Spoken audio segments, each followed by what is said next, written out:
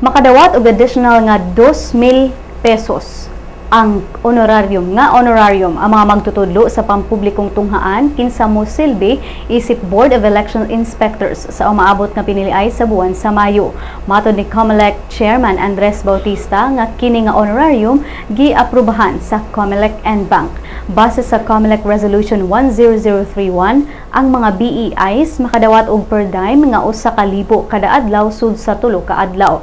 Aduna pa sila madawat nga 500 pesos alang sa verification og sealing sa Book of Voters. 500 pesos alang sa final testing og sealing sa vote counting machines ug 500 pesos nga transportation allowance.